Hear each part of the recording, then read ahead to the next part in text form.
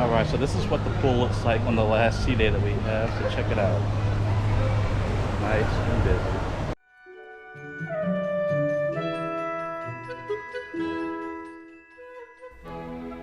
If you like what you see, why don't you think about subscribing?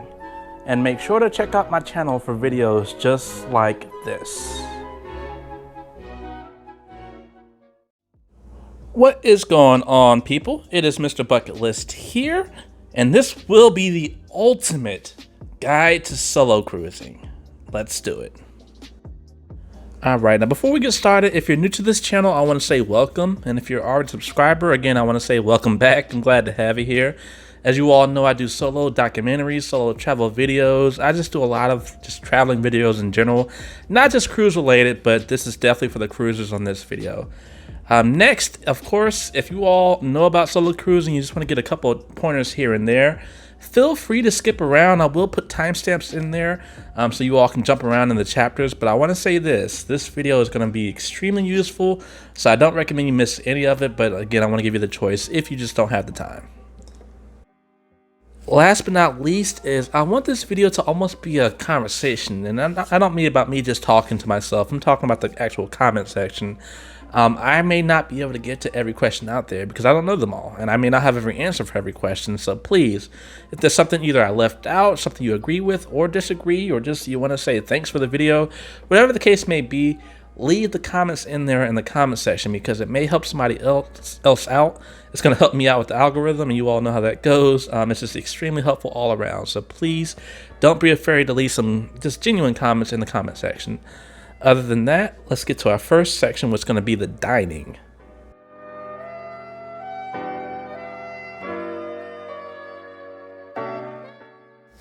So one of the major questions I've always gotten asked, and this is even before and of course during the pandemic, is how is the dining handled? And I will tell you all, and this is going to be a common theme throughout this video, you'll understand what I mean by it eventually, but choice. It's all about choice. The choice is yours. So what I mean by that is, yes, you can have a dining table to yourself. It may take a little bit longer. It may not be a wait at all. It really depends on which cruise line you're on. But if you want to sit alone and not interact with anybody, that is an option. You can easily do that. That's usually the way, at least now, they have it set up, unless you ask otherwise. But there are some cruise lines, like Norwegian and Virgin Voyages, for example, that will pair you with all other solo cruisers. So, if you want to have a company or a group of people with you every time you eat, it's not that hard. You just have to literally ask. Royal Caribbean, for example, they don't necessarily pair you with other solos, but on each and every one of my cruises, again, this is if you choose to, I decided to have the same table and I decided to eat at the same time almost every night when I did go to the main dining room. And so basically the people that were on the left and the right side of me, they became my friends. Our tables were pretty close, so it felt like we were almost at the table together. But it's just, you're going to see the same people over and over again. So even if you are eating alone, it doesn't necessarily feel like you're alone. And then another thing I do want to mention about the dining, and this doesn't necessarily just apply to solo cruising, but a lot of cruise lines now are starting to basically have something that's similar to what Norwegian kind of pioneered, which is you trying to choose what time you want to eat. Royal Caribbean, for example, calls it my time dining. But previously in the past, you had to say, okay, this is what time you want to eat, and you kind of almost had to stick to that time. Now, basically, it's like you just kind of go into an app and you say, hey, okay, I want to eat at 6:30, I want to eat at 7:30. You can change it every night if you want to. Now, if you do that, unfortunately, you may have a little bit of a wait depending on how many other people did that. But either way, you have a lot more flexibility than you did in the past. So between that, and of course, cruise ships now have so many different options as far as dining. It's not guaranteed that you're going to do the same routine every single night. But if you do, just know that most likely the people that's beside you will be the same people each and every night, at least in regards to the main dining room. And then just to reference it one more time, there are cruise lines that actually have solo meetups for dinner. So basically that means you all eat at the same table, you go at the same time, you eat together every single night if you choose to. It's always an option there. And the cruise lines that I know that do that so far, from my knowledge, is Norwegian Cruise Line and Virgin Voyages. Now, one question I get all the time is, what is the price of solo cruising? And I will be honest with you all, someone can tell you just a flat out number, they're lying, because it is impossible impossible to give you all a straight answer as far as how much a solo cruise is going to cost. There are so many different variables. You can't do it. So for example, when you're booking a cruise, you have to think about the cruise line. You have to think about the type of cabin. You have to think about the itinerary. You have to think about where you're leaving from. You have to think about how long the actual cruise is. You have to think about the season. You have to think about how many people have already booked the ship. It's so many different variables that go into it.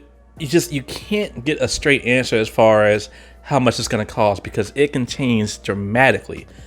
For example, my cheapest solo cruise I've ever been on was about $300. The most expensive one to date is a little bit over $4,000. So I mean, you all see that large range of numbers. It's just, you can't really do it. And so this is my best recommendations. When you book a solo cruise, the first thing you want to see is what can you do to actually make the actual price cheaper. And so one, you can look for a cruise line or potentially a cruise deal where there is no single supplement fee. And the reason why I say that is each and every cruise line, they build rooms on basically having two people in there, double occupancy. So if you can find a cruise line that's not going to bill you for having someone else in there, even though you're by yourself, that's great. It does happen. It's rare, but it does happen. You want to try to find that. If you can't find that, the next thing you want to look for is sometimes you'll see deals where it says second guest 50% off or second guest 40% off. So basically, even though they are billing you all for two people, you're only going to get a percentage of that second guest or that second fee because you're getting a discount. And so that's one reason why I started doing Royal Caribbean, because essentially, even though they didn't have solo studio rooms on my actual cruise with them, I wasn't paying full price like I would with just if they didn't have that sale. So like I said, that's something you definitely want to look for. That's going to be your best bets as far as bringing the price down. And it's really helpful. Now, another thing that you definitely want to look at is you want to try to find a cruise line that potentially will have solo studio rooms. And so that's one reason why I thoroughly enjoyed Norwegian when I first started solo cruising, because it made things a lot easier for me. And the price was generally cheaper at the time to have a solo studio room versus just a regular room, because if you're in a solo room, you're not paying that double fee because those rooms are made for one person.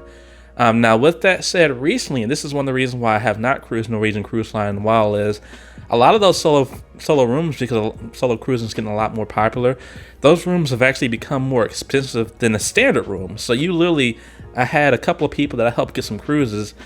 They were able to get a balcony room for $700, a balcony room that holds at least two people or more, to themselves for $700 when the actual solo studio room was $1,400. And the reason why is because more people have booked the solo studio rooms versus the standard rooms. And so you just have to be really vigilant as far as doing your research and making sure you're getting the right deal, because you don't want to pay extra for something when you can literally get a better deal and it's not really worth the benefits. A lot of people for Norwegian in general have this misconception that if you're not staying in a solo suite, you can't do the solo activities, and that's just not the case at all.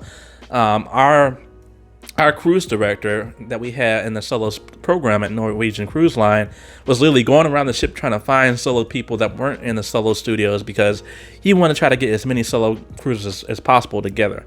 So like I said, just don't think if you don't have one of those solo cabins, can you not do the solos program, because that's just not how it works. And speaking of that actually brings me to my next point.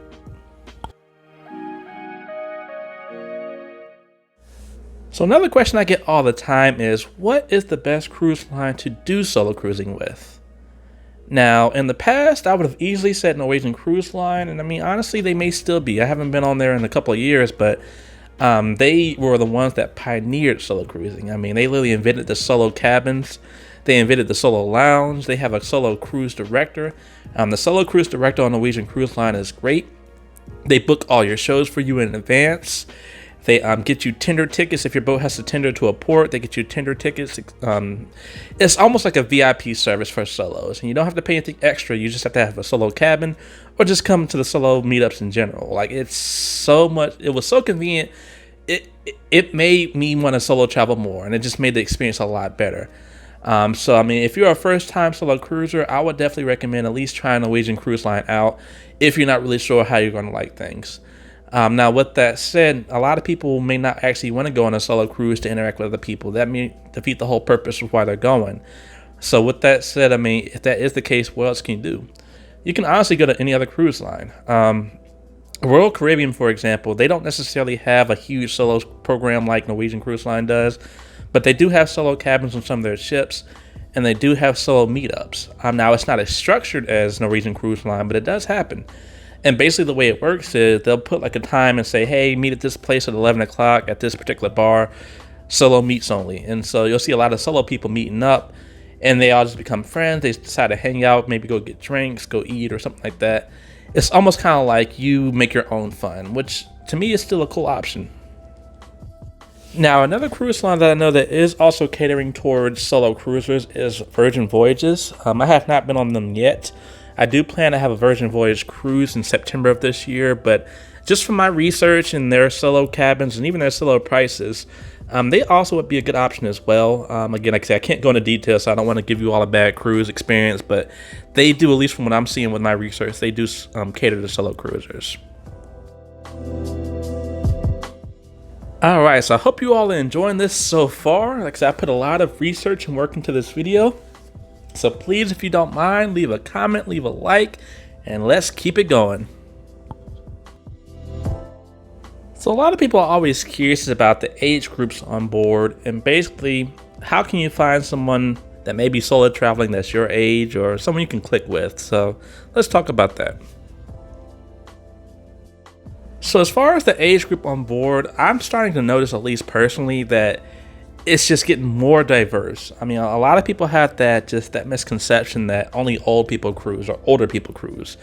And that's just not true anymore. A lot of people understand the value in cruising, and honestly, just the value of just being able to do something. I mean, the pandemic really pulled a lot of people's cards, and now, of course, people are realizing they're missing out on things. And so cruising has become more popular and more diverse. For me personally, I've also noticed that the larger the ship is, of course, the more people that's going to be on board, and the more diverse the crowd is going to be. So, I mean, if you are just concerned about potentially not having that many young people on board, go on a mega ship. I mean, I was on the largest ship in the world in October, and I'll be on the newest largest ship in the world, coming out in April. So, I mean, you always want to make sure that you know what you're getting into. And I mean, the ship and the cruise line itself is going to be one of your main factors. How big is the ship? What is the cruise line known for? What does the cruise line cater to? That's going to determine the age and the crowd of people on board. Now, when it comes to actual finding other solo cruisers, there are a couple of ways. And so this is what's worked for me. So excursions are my number one way to meet people and just kind of just make friends. So for example, when you do an excursion, obviously you're choosing to do something outside the ship, and it's based on your interests. So for me, for example, I'm not going to do a beach break excursion because I live in Florida. There's beaches everywhere. I am going to do something like an ATV tour or a jet ski tour, something like that. Even though I can still do those things in Florida, I can't necessarily do it in the mountains or whatever the case may be. So it's something that piques my interest. And so usually when you go into an excursion, you're going to meet people that have the same interests with you. And sometimes or another, it's going to be other solo cruisers. It's just you never really know who you're going to meet, but it's a good way to make friends, and usually a good way to make friends your age. So if you're curious about that, that's my best recommendation. My second recommendation is going to the adults only areas. Usually if you want to meet other solo travelers, they're going to be in the adults only area because they don't have kids and they don't want to be around kids. And so the only way to truly get away from kids is to go into a place where kids are not at. So for me, that's always been the solariums, the spas, the adult pools, areas where there's a bar right beside it. Those are the best way to meet other people your age, or just meet other solo cruisers in general. And then tying back to what I was saying earlier, so then you got of course, you can still go to solo meetups and things like that. If you're on Norwegian, you can go to the Solo Studios Lounge and meet people that way. It's so easy to meet other solo travelers if you're willing to talk to them, if they're willing to talk to you. I usually, every time I go on a cruise, after a couple of days, you keep seeing the same couple of people walking by themselves or sitting at the pool by themselves, just chilling, and you usually say, okay, and then you find out, oh, they're a solo traveler as well. So it's pretty easy to meet them if you know how to kind of spot them, or if you have those options like the Solos program on Norwegian Cruise Line. And then the last thing I do want to mention is, for those who are concerned about cruise ships being only for older people, Basically, if you want to find a cruise that's going to have a lot of young people or a larger crowd of young people, a couple things to keep in mind. You want to get a shorter itinerary. Usually older people are on longer itineraries because they have a lot more time versus people that are younger. So that's one reason why. Another thing is you actually may want to cruise during those peak seasons. So things like spring break, summer break, the hot months. That's when people generally, the younger crowd usually are on cruise ships to have a good time. So if you want to have that type of crowd, just keep that in mind. You also want to do one of the cruise lines like Carnival or Royal Caribbean, Norwegian. You don't want to do the higher class cruise lines like Celebrity, Princess, things like that. I mean, they're going to have younger people on there, but it's just not going to be that atmosphere based around young people like the other cruise lines are.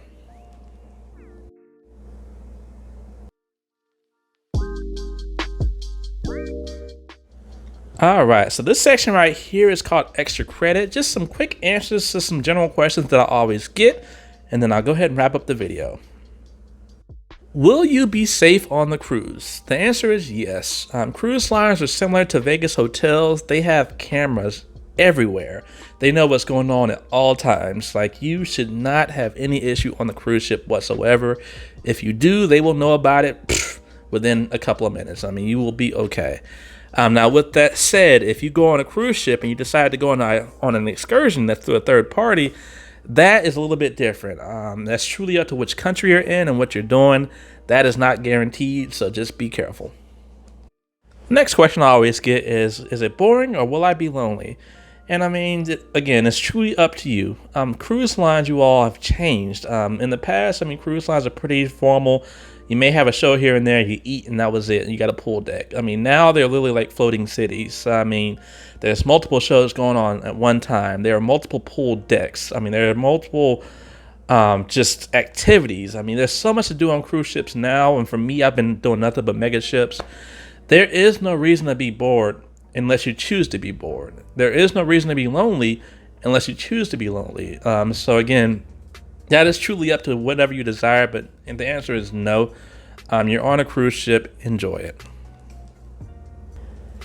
Travel agents. So this one I want to be careful about because I don't want to upset anyone that may be on my channel that is a travel agent.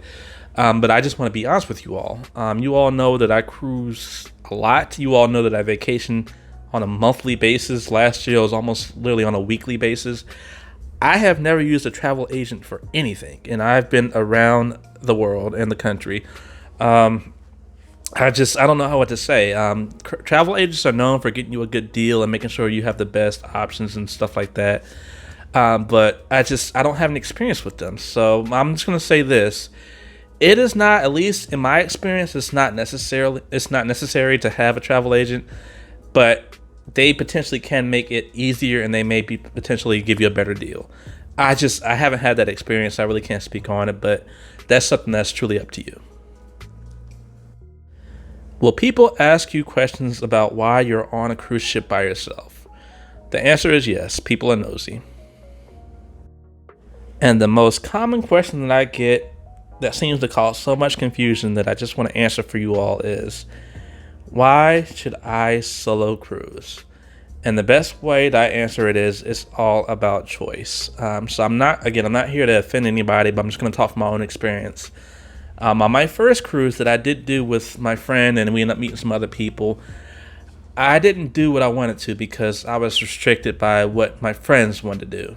And that was the entire reason why I started solo traveling and I started solo cruising. A lot of people say when they look at me, I don't look like I'm a guy that does thrills, but I am down to do anything. And so it's just, when it comes to a cruise ship, it's all about choice. They give you an itinerary. You get to pick and choose when you want to eat, what shows you want to see.